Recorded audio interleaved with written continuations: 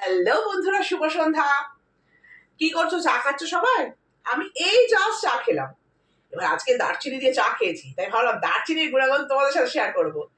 দারচিনি প্রচুর গুণে ভরপুর একটা মশলা। মশলা হিসেবে তো আমরা খাই। এবার কোনটা শোনো, যারা সুগারের পেশেন্ট তাদের রক্তে শর্করার মাত্রা নিয়ন্ত্রণ করে।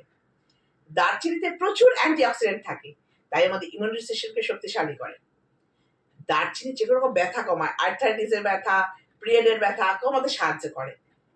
দারচিনি হজম প্রক্রিয়াকে উন্নত করে, গ্যাস অম্বল অ্যাসিডিটি কমায়। দারচিনি রক্তনালীকে শিথিল করে, তার জন্য রক্তচাপ কমে আর বাজে কোলেস্ট্রল কমে, ফলে হার্ট ভালো থাকে।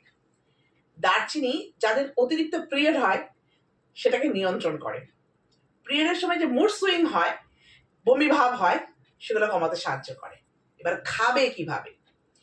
তোমরা গুঁড়ো করে রাখতে পারো, সেটা গরম জলের মধ্যে 8 চামচ, 1 গ্লাস জলে 8 চামচ দিয়ে মধু দিয়ে খেতে পারো। অথবা এতটুকু দারচিনি আগের দিন রাত্রে ভিজে রাখলে পরের দিন সকালবেলা টকবক করে ফোটালে, ফুটে উষ্ণ করে মধু দিয়েও খেতে পারো। আর চা দিয়ে তোমরা খেতেই পারবে, মশলা হিসেবেও খাও। তাহলে দেখছো তো দারচিনির প্রচুর গুণ। আমাদের চারপাশে যেসব জিনিস ছড়িয়ে আছে সেগুলো যদি প্রপার ভাবে আমরা ইউজ করি, তাহলে আমরা কিন্তু অনেক রোগের হাত থেকে বাঁচবো। ভালো থেকো, সুস্থ থেকো, আবার আসবো। নমস্কার।